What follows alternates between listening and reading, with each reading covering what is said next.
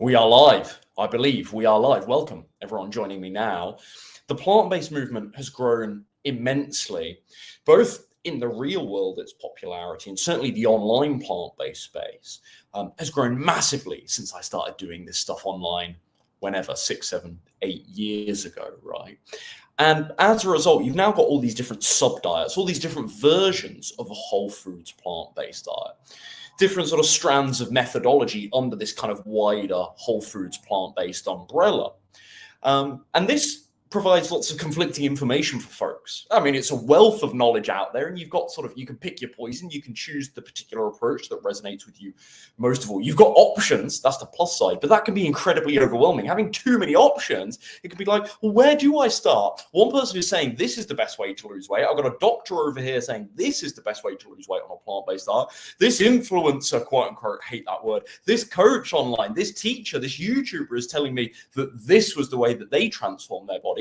What on earth do I do here, right? What about the fats? What about the nuts and seeds? Do I need to do the 50-50 play, right? This could be very overwhelming to have all of these different options, all these different versions of a plant-based diet. So I want to give you my 2 cents today on what is myth versus what is fact, what works versus what doesn't from a weight loss perspective, after helping now over 510 men and women across the world towards their ideal healthy body weight on a plant-based diet. Boom! Those are my credentials. No, I'm not a medical doctor.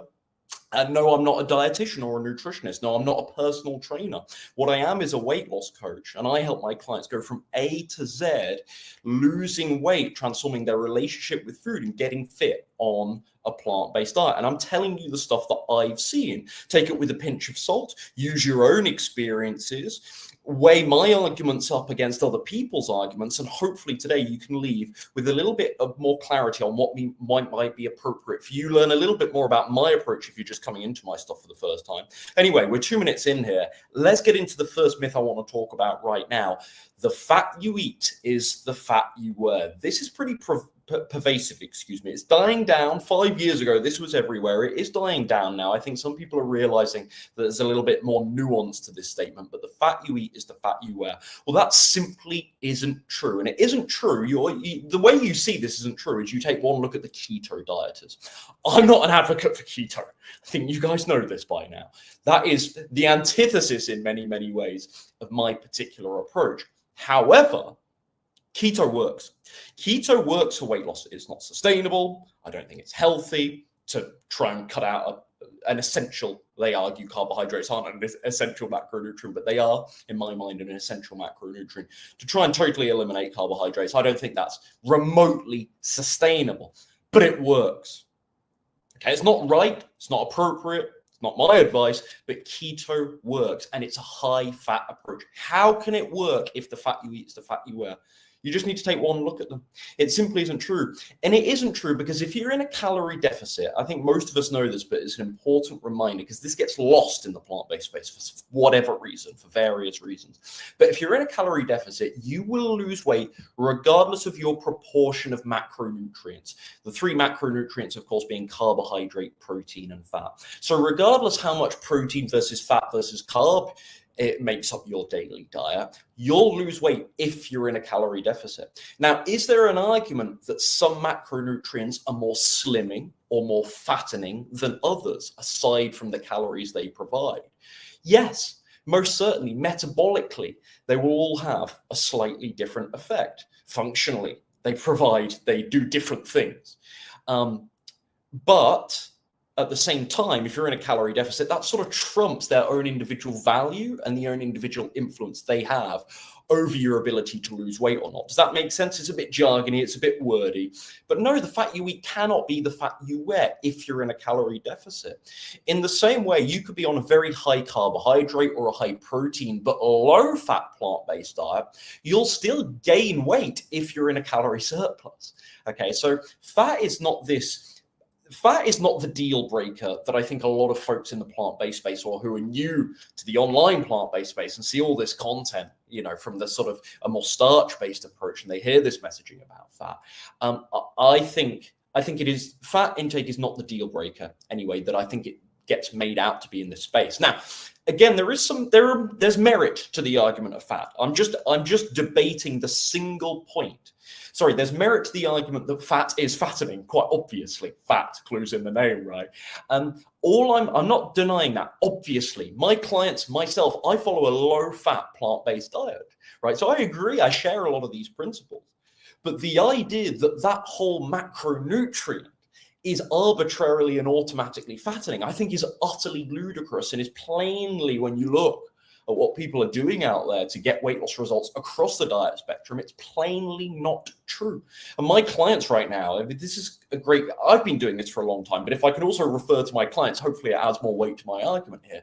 But my clients daily eat avocado toast. They have their tablespoon of various seeds as per their meal plan on their oatmeal, okay? They're having tahini in their hummus and some of their other dressings, cashew-based dressings, and so on. So they're eating around 15, some of my clients up to about 20% of calories from fat, which is, by the way, still considered a low-fat diet by sort of widely recognized in the medical research community. That's in the nutrition research community. That's widely considered still a low-fat diet. So again, I'm an advocate of a low-fat plant-based diet, but quite literally, is it true the fat you eat, the fat you wear? Absolutely not. And I really think that's a myth that needs to die out now. So that's number one. Now, again, just to stress on this, I do not advise that you have loads of avocados and nuts and seeds, because they are a big calorie contributor. For those that don't know, 1 gram of fat contains over double the amount of calories as 1 gram of protein and 1 gram of carbohydrates, So fat is almost doubly as calorific as the other 2 macronutrients. So a caution and a guardedness is rightly applied to fat-rich plant foods like our avocados, like olives, like nuts and seeds, and so on. Nut butters, of course, right? Rightly applied to those things. But again, the fat you eat, the fat you wear, quite literally, in that literal sense, it's not true. As a soundbite, it's a hyperbole, and it might have some truth to it, but it isn't literally correct. Do you see the distinction there? Do you see the nuance? Anyway, I'm probably being patronizing on this point. You probably get it. I'm going on and on now. Myth number 2. This is the Instagram one at the moment. This is driving me nuts. Beans are not a protein source. Beans are not a protein source now, apparently. You have to have the fake meats, and you have to have more tofu and tempeh to get enough protein on a plant-based diet. Beans are not a protein source. Beans are a source of any nutrient they contain.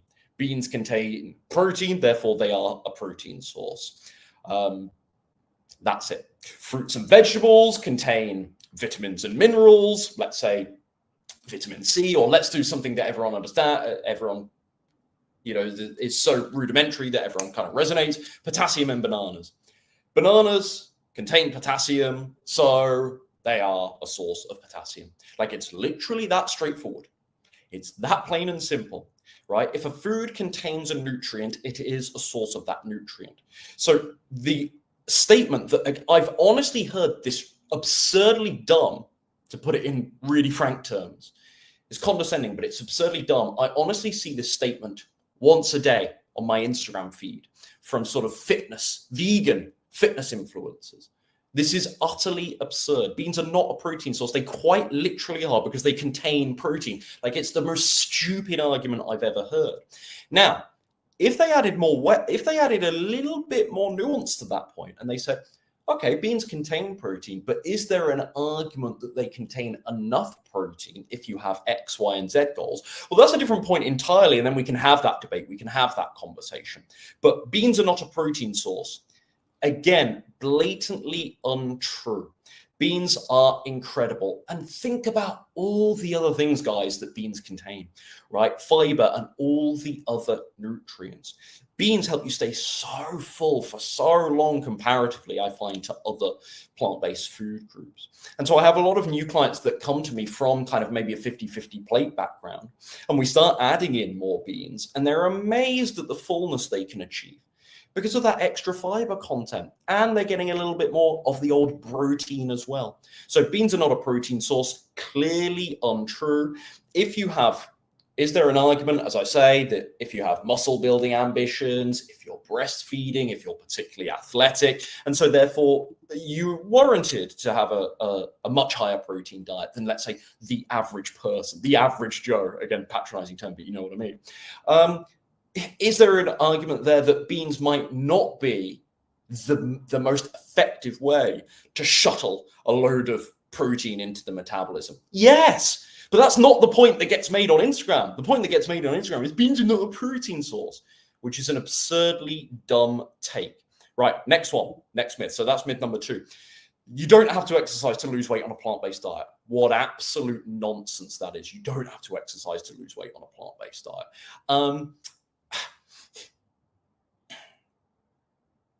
It could be true for some of you. So I say what nonsense that is. It could be true for some of you that you don't have to do exercises to lose weight, because the prerequisite for weight loss, as I argued in myth number 1 here, is simply being in a calorie deficit. And you could do that with or without exercise. But again, that's not the statement. The statement is you don't have to exercise to lose weight on a plant-based diet. Well, you might have to. You might not have to, but the word might there is a really important distinction. So yeah, for my clients, the first month of Slim and Sustain, they're just doing walking. And you know, average weight loss in the first week of my program is somewhere between sort of 7 and maybe 12 pounds. So it's working. Like, that's the average sort of range. I say the average range. That's the range.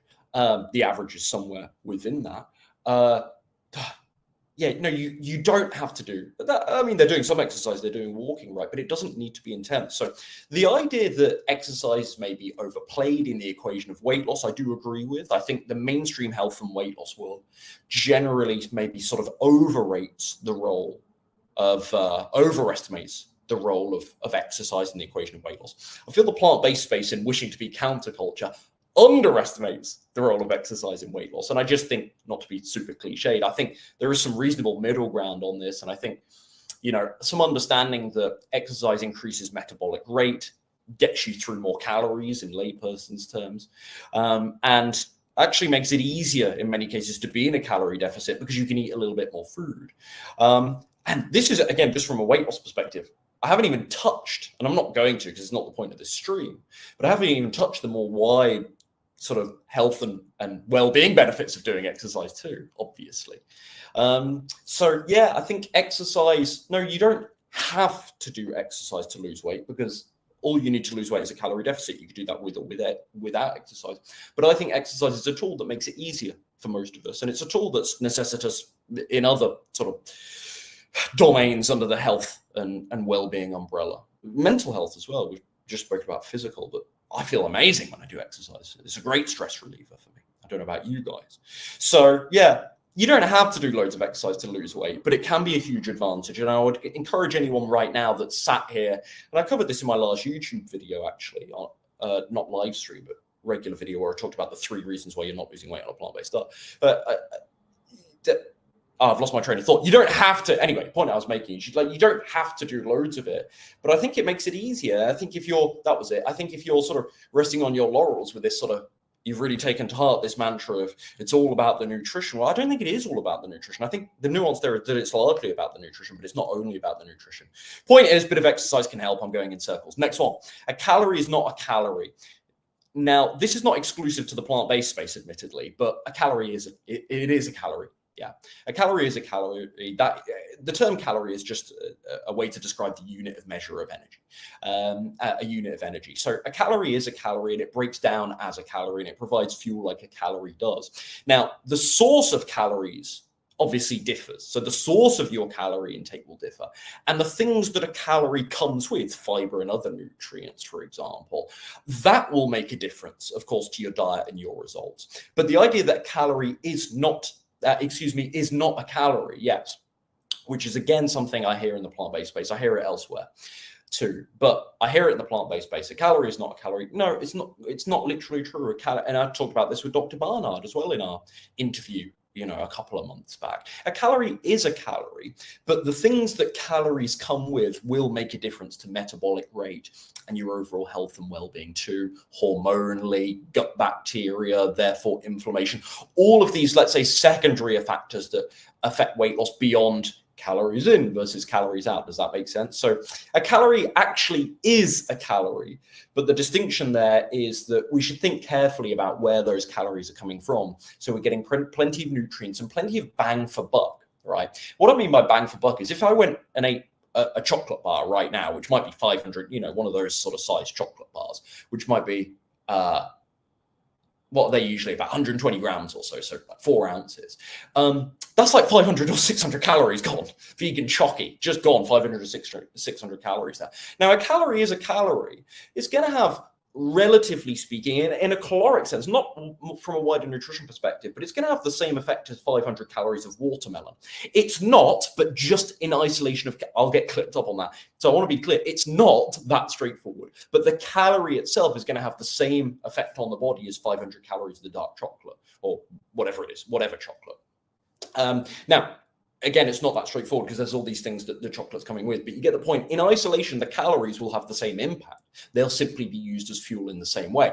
However, and here's the distinction, like I'm going to get so much more full on 500 calories of watermelon. In fact, I'll struggle to even eat 500 calories of watermelon because that's a whole bunch of watermelon, right? That's like half a small to medium watermelon, bang, like 500 calories, right? That's a lot to do in like one sitting. Whereas I could wolf that chocolate, that 120 grams of chocolate down, you better believe, in about 3 minutes, right? So yeah, a calorie is a calorie, but we should think consciously about the source of those calories so we get maximum satisfaction. This is really important when you're trying to maintain a calorie deficit. This is what I do for my clients, of course. I've got kind of a list of about 15 to 20 of my top sort of bang for buck foods that have an incredible intersection between low calorie amount per gram per ounce and feet sort of a really great satisfaction effect. And I obviously intentionally put lots of these, intersperse lots of these in my clients' meals throughout the day. So they get fullness and they can add bulk to their meals without adding that many calories. So it's really important that whilst you understand that a calorie is a calorie and you recognize that fundamental law of weight loss, you also think, but where are my calories coming from? Because I want to get as much bang for buck as possible and make it as easy as possible for me to stay satisfied still in a calorie deficit. Makes sense? Next myth then, 50-50 plate is the only way to lose weight. Absolutely not. Again, the way that you lose weight is by being in a calorie deficit. If the 50-50 plate works for you, it's because you're in a calorie deficit. It's not because you're following the 50-50 plate. You understand? It's not because you're adhering to the rules of a given approach. It's because you're in a calorie deficit. That's the rule that trumps all.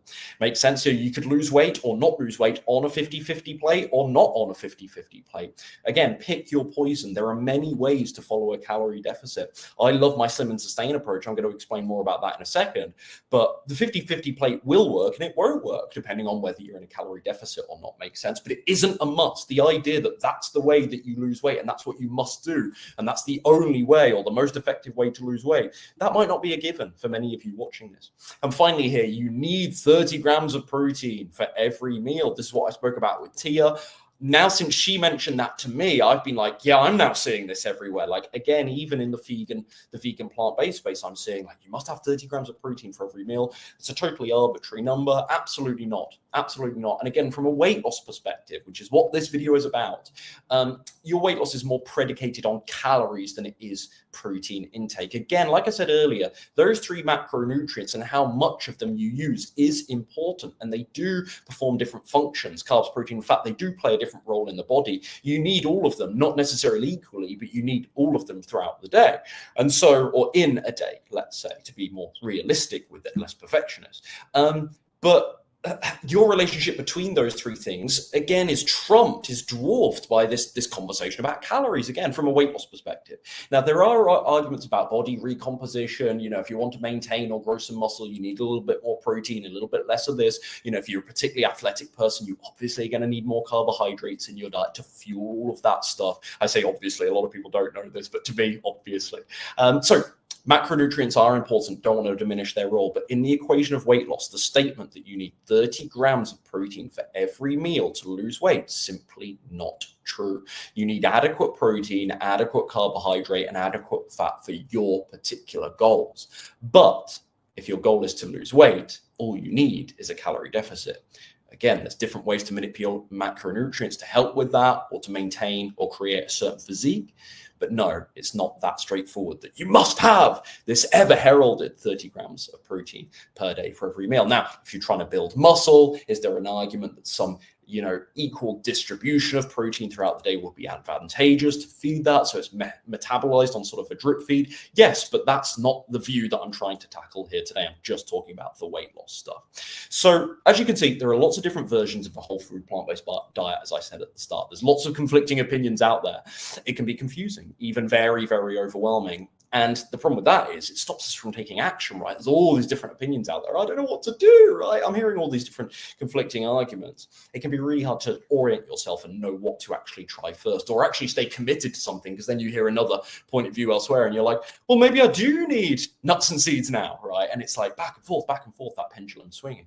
I think the point, most of all, that I want to make today is that anything can work, providing that you're in that calorie deficit. So pick your poison, as I've said a few times. I'm lucky. I found the approach that works for me. It's taken a while, and my clients are crushing it right now. So this has changed my life, but it's also changing my clients' lives. Okay. And they get, along with myself, they get to eat some fat, right? They get to eat bread.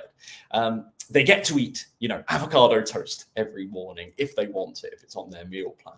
They get to eat that delicious fruit to sort of answer their natural sweet tooth. They do have to do some exercise because it's good for them and it actually can help you on the scale, but it isn't all that extreme, and they don't need a gym membership, and they don't have to do the 50-50 plate, right? Instead, I tell them exactly what and how much to eat so they can still lose weight, but not so aggressively that they feel ravenous all the time.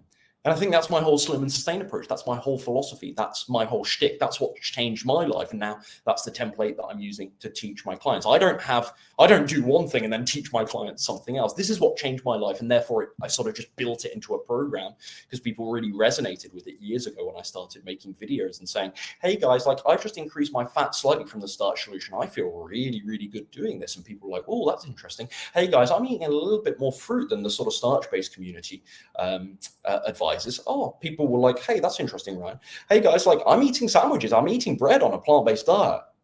People are like, what? You can do that? And I'm like, yeah. But so-and-so doctor said you can't. I said, yeah, but another doctor says you can. And I think about it from my lens and my understanding of nutrition. I think if it's the right bread, that's totally acceptable. And it's gone from there. My whole channel has blown up.